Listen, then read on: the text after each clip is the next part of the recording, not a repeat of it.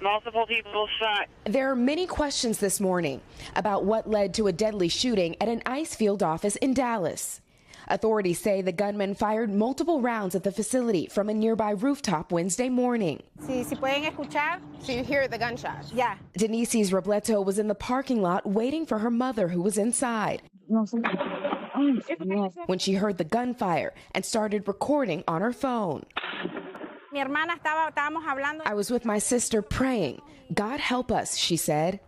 Investigators say the shooter killed a detainee in a transport van and critically wounded 2 others before taking his own life. The shooter obviously didn't know who was in the vehicle. He was just randomly shooting at windows. No officers were hurt in the attack, but investigators believe the gunman was targeting law enforcement, releasing this image of a bullet casing found near the shooter with anti-ice written on it.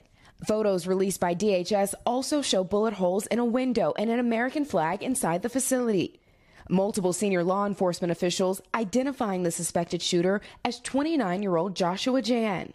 In an interview with NBC News, the shooter's brother describing him as someone who didn't have strong feelings about ICE, adding he wasn't interested in politics on either side as far as he knew.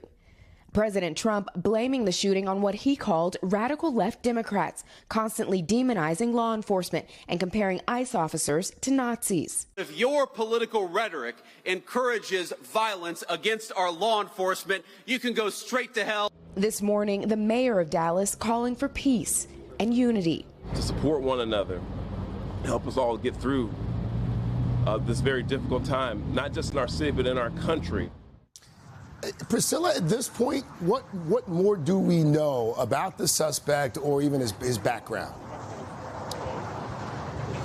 Yeah, Craig. So NBC News spoke with the brother of the suspect, and he said that while his parents owned a gun, his brother was by no means a marksman. He also said that both of them were Boy Scouts growing up, and we did speak with a Boy Scout trooper who has known the alleged shooter since he was a teen, and he described a conversation several years ago about the migrant caravans that were heading into the U.S., and he said that the shooter expressed being upset with how immigration was being handled in the country and the idea that people did not understand the desperation of people to try to get out of a bad situation. But that trooper also said that he did not know the shooter as someone who was violent. He knew him as someone who was against gun violence. So he found it surprising to find that he would be responsible for an attack like this. Craig? All right, Priscilla Thompson starting us off there in Dallas. Priscilla, thank you.